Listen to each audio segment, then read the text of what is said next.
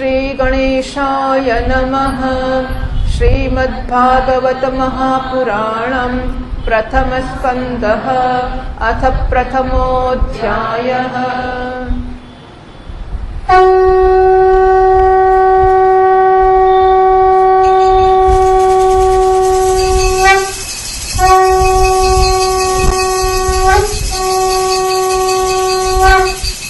जन्माद्यस्य यतोऽन्वयादितरतश्चार्थेष्वभिघ्नस्वराट् तेने ब्रह्महृदाय आदिकवये मुह्यन्ति यत्सूरयः। तेजो वारिमृदां यथा विनिमयो यत्र त्रिसर्गो मृषा धाम्ना स्वेन सदा निरस्तकुहकम् सत्यं परं धीमहि। धर्मः प्रोज्झितकैतवोऽत्र परमो निर्मत्सराणां सतां वेद्यं वास्तवमत्र वस्तु तापत्रयोन्मूलनं। श्रीमद्भागवते महामुनिकृते किं वा परैरीश्वरः सद्यो हृद्यवरुध्यतेऽत्र कृतिभिः शुश्रूषभिस्तत्क्षणात्। निगमकल्पतरोर्गलितं फलं शुकमुखादमृतद्रवसंयुतं पिबत भागवतं रसमालयं मुहुरहो रसिका भुवि भावुकाः। શ્રીમદ ભાગવતનું મંગલાચરણ થઈ રહ્યું છે, જેમાંથી આ જગતનું સર્જન, સ્થિતિ અને પ્રલય થાય છે. કારણ કે તે સર્વ સદ્રૂપ પદાર્થોમાં અનુગત છે અને અસત પદાર્થોથી પૃથક છે. જળ નથી, ચેતન છે, પરતંત્ર નથી, સ્વયં પ્રકાશ છે. જે બ્રહ્મા અથવા હિરણ્યગર્ભ નથી, પરંતુ એમને પોતાના સંકલ્પથી જ જેમણે આ વેદ જ્ઞાનનું જ્ઞાન આપ્યું છે, જેમના સંબંધમાં મોટા મોટા વિદ્વાનો પણ મોહિત થઈ જાય છે. જેમ તેજોમય સૂર્ય કિરણોમાં જળમાં સ્થળનો અને સ્થળમાં જળનો ભ્રમ થાય છે, તેવી રીતે જેમાં આ ત્રિગુણમયી જાગ્રત સ્વપ્ન સુષુપ્તિ રૂપા સૃષ્ટિ મિથ્યા હોવા છતાં પણ અધિષ્ઠાન સત્તાથી સત્ય જેવી પ્રતીત થઈ રહી છે, એ પોતાના સ્વયં પ્રકાશ જ્યોતિથી સર્વદા અને સર્વથા માયા અને માયા કાર્યથી પૂર્ણતઃ મુક્ત રહેનારા પરમ સત્ય સ્વરૂપ પરમાત્માનું અમે ધ્યાન કરીએ છીએ. હવે આ એક શ્લોક ઉપર મહિનાઓ સુધીના પ્રવચનો થતા હોય છે. એટલે એના અર્થમાં આપણે જઈ શકતા નથી. જોજો નિરાંતે. ધર્મ પ્રોજિત કૈતવોત્ર પરમઃ નિર્મત્સરાણામ સતામ. આ ગ્રંથમાં શું એનો વિષય કયો છે? મહામુનિ વ્યાસદેવ દ્વારા નિર્મિત આ શ્રીમદ ભાગવત મહાપુરાણમાં મોક્ષ પર્યંત ફળની કામનાથી રહિત પરમ ધર્મનું નિરૂપણ થયું છે. મોક્ષની કામના રાખવી કે નહીં, બધી કામના તો છોડીએ, પણ કમસે કમ મોક્ષને તો રાખીએ ને. તો એમણે કૈતવ એટલે કપટ, પ્રોજ્જિત કૈતવ, જેમાંથી કપટ ચાલી ગયું છે, એ પ્રકારનો પરમ ધર્મ અહીં કહેવામાં આવ્યો છે. શ્રીમદ ભાગવતમાં કયા ધર્મનું નિરૂપણ છે? પ્રોજ્જિત કૈતવ ધર્મ, જેમાંથી કૈતવ એટલે કે કપટ એટલે કે ફળની કામના. કયું ફળ? મોક્ષ પર્યંત ફળની કામના ચાલી ગઈ છે. પ્રેમ કેવો હોય કે મારો મોક્ષ થાય? અરે મોક્ષની કીશી વાત છે. જયારે પ્રેમ જ હોય ત્યારે એવું કે તો મોક્ષ આપે તો પ્રેમ કરું, એવો કેવો પ્રેમ? એટલે મોક્ષની પણ કામના નથી, અને એ જ તો મોક્ષ છે. મોક્ષની કામના એ છૂટી શકે ત્યારે જ માણસ મુક્ત થયો ને. બાકી તો કામીને કામે જ રહ્યો ને પછી આ કામના કે પેલી કામના. પ્રોજ્જિત કૈતવ પરમઃ ધર્મ. આમાં શુદ્ધ અંતઃકરણ સત્પુરુષોને જાણવા યોગ્ય એ વાસ્તવિક વસ્તુ પરમાત્માનું નિરૂપણ છે. એટલે આમાં અનુબંધ ચતુષ્ટય ભાગવતમાં આવી જાય છે. આ શ્લોકમાં અધિકારી કોણ છે, ફળ કોણ છે, સંબંધ કોણ છે, પ્રયોજન વગેરે વસ્તુઓ, જે ત્રણેય તાપોનો મૂળથી નાશ કરે છે અને પરમ કલ્યાણ આપે છે. અને બીજા કોઈ સાધનથી અથવા શાસ્ત્રથી શું પ્રયોજન છે? જે પણ સમયે પુણ્યશાળી પુરુષ શ્રીમદ ભાગવતના શ્રવણની ઈચ્છા કરે છે, શ્રવણ શરૂ કરે છે નહીં, શ્રવણની ઈચ્છા કરે છે. સદ્ય હૃદય અવરુદ્ધ્યતે અત્ર કૃતિભિ, કૃતિ એટલે પુણ્યશાળી લોકો વડે, હૃદયમાં સદ્ય તત્ક્ષણ હૃદય અવરુદ્ધ્યતે, ભગવાન આવીને રૂંધાઈ જાય છે. પછી ભગવાન બહાર જઈ શકતો નથી. ભાગવત સાંભળવાની ઈચ્છા કરે એની સાથે જ ભગવાન એના હૃદયમાં આવીને રૂંધાઈ જાય છે. શુશ્રુષુભિ તત્ક્ષણાત, એટલે કૃતિભિ શુશ્રુષુભિ, પુણ્યશાળી અને શ્રવણની ઈચ્છાવાળા લોકો તત્ક્ષણ પોતાના હૃદયમાં ભગવાનને અવરુદ્ધ કરી લે છે. રસના મર્મજ્ઞ સ ભુવિ ભાવુકાહ, રસિકાહ અને ભાવુકાહ એ બંને સંબોધનો છે. હે રસના મર્મજ્ઞ ભક્તજનો, નિગમ કલ્પતરોર ગલિતમ ફલમ શુકમુખાત અમૃતદ્રવ સંયુતમ ભાગવત રસમ આલયમ પીબત મુહુહુ પીબત. તો નિગમ કલ્પતરુ એટલે વેદરૂપી કલ્પવૃક્ષ છે અને એમાંથી એની જાતે પડેલું ફળ, એટલે આપણે તોડેલી કેરી નહીં પણ જેને શાખ પડી કહીએ છીએ આંબા ઉપરથી, એવી રીતે એટલું બધું પક્વ થઈ ગયું છે કે જાતે પડી ગયું છે, ગળી ગયું છે. અને વળી કેવું છે, શુકમુખાત અમૃતદ્રવ સંયુતમ. સુખદેવજી મહારાજ પોપટ ચાંચ મારે ને એ ફળ એકદમ મીઠું હોય અને એના વજનથી જ પડી જાય, એટલે શાખ પડી હોય ને પાછી પોપટની ચાંચ લાગેલી હોય એવું. એટલે સુખદેવજી એટલે પોપટ છે. તો વેદરૂપી વૃક્ષ છે, કલ્પવૃક્ષ છે, એનું ફળ છે શ્રીમદ ભાગવત, અને પોપટની ચાંચ કઈ લાગી છે, સુખદેવજી મહારાજે આ કથાનું શ્રવણ કર્યું અને કથા કઈ એ રીતે એમની ચાંચ એની જોડે લાગી છે. અને એનાથી અમૃતદ્રવ સંયુતમ, એમના મુખમાંથી અમૃત દ્રવ જે નીકળ્યો એની સાથે સંયુક્ત થયેલું આ ફળ છે.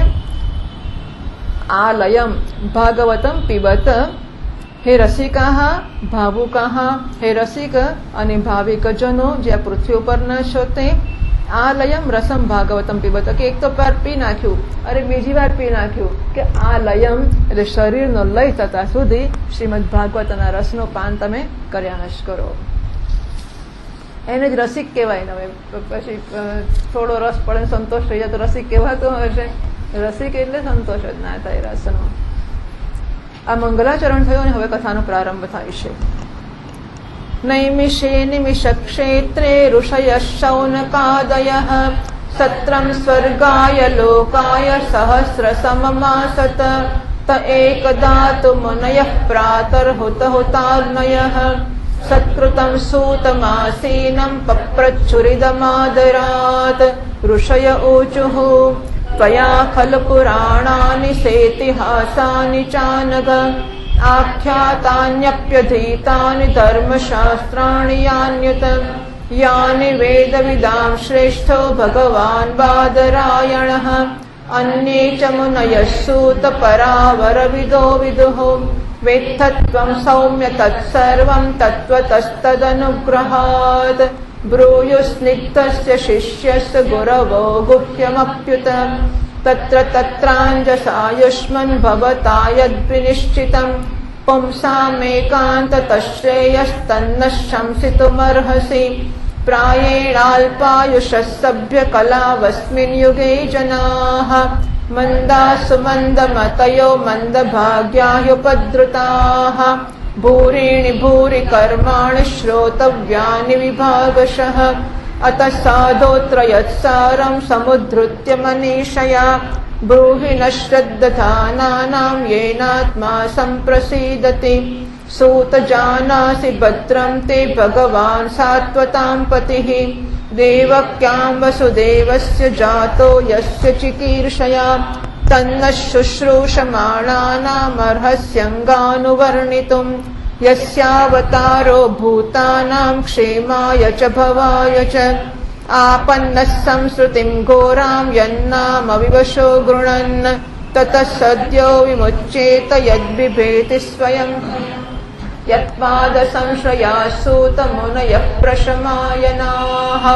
सद्यः पुनन्त्युपस्पृष्टा स्वर्धुन्यापोऽनुसेवया को वा भगवतस्तस्य पुण्यश्लोकेऽद्य कर्मणः शुद्धिकामो न शृणुयाद्यशः कलिमलापहम् तस्य कर्माण्युदाराणि परिगीतानि सूरिभिः ब्रूहि न श्रद्दधानानां लीलया दत्ततः कलाः अथाख्या हि हरेर्धीमन्नवतारकथाशुभाः लीला विदततस्वैरमेश्वरस्यात्ममायया वयं तु न वितृप्याम उत्तमश्लोकविक्रमे यच्छृण्वतां रसज्ञानां स्वादु पदे पदे कृतवान् किल वीर्याणि सह रामेण केशवः अतिमर्त्यानि भगवान् गूढः कपटमानुषः कलिमागतमाज्ञाय क्षेत्रेऽस्मिन् वैष्णवे वयम् आसीना दीर्घसत्रेण कथायां सक्षणा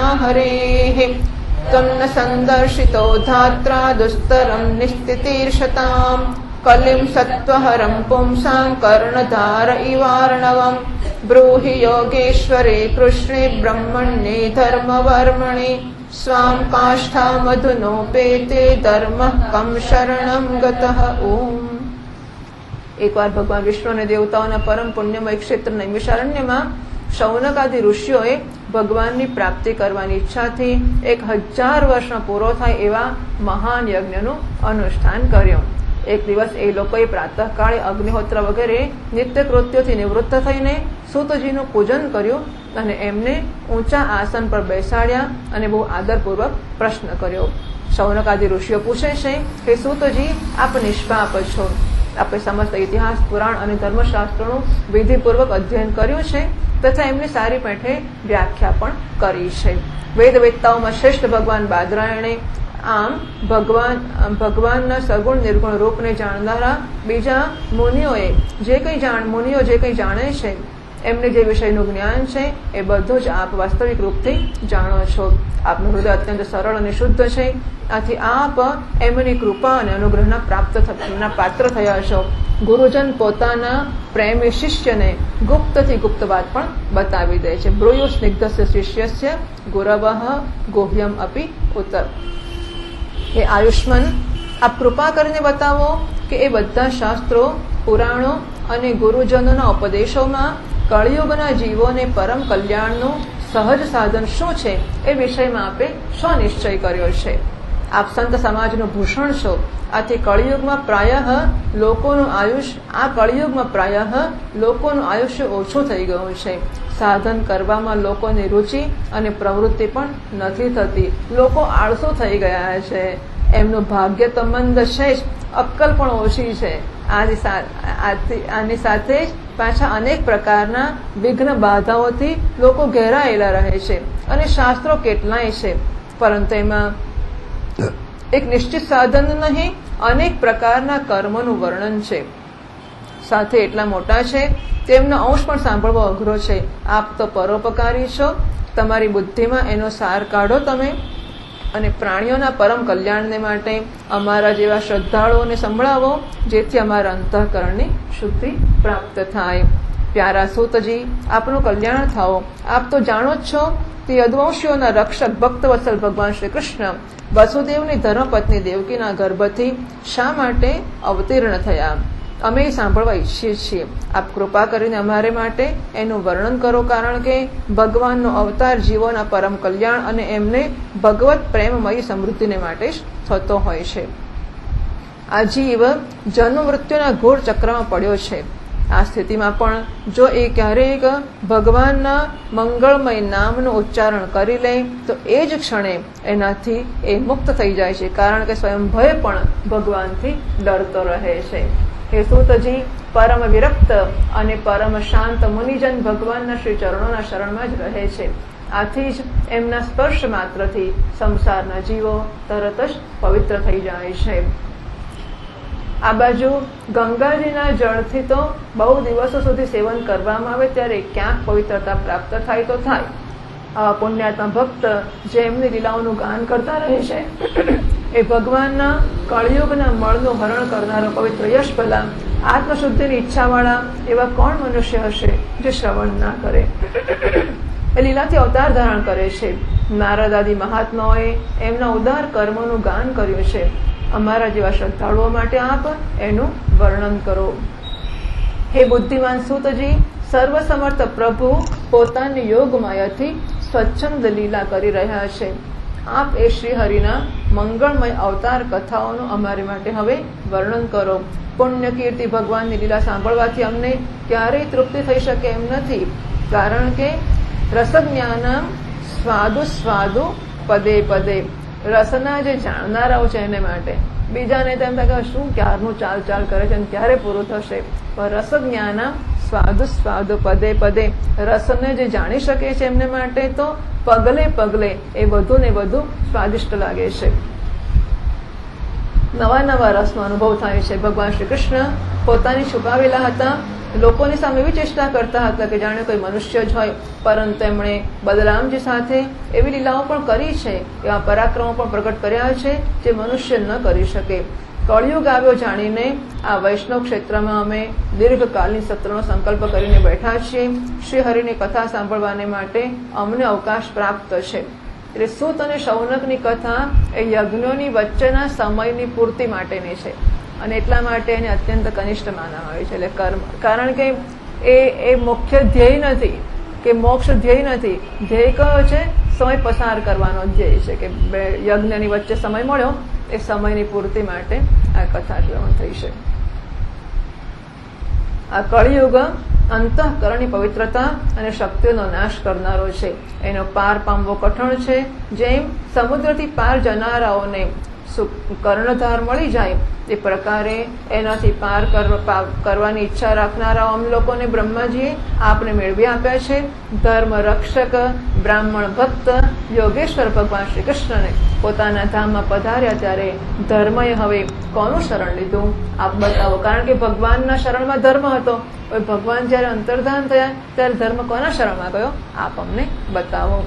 એટલે શ્રીમદ ભાગવતે મહાપુરાણે પારમહંસ્યામ સંહિતાયામ પ્રથમ સ્કંદે નૈમિષીયોપાખ્યાને પ્રથમોધ્યાયઃ શ્રી કૃષ્ણાર્પણમસ્તુ.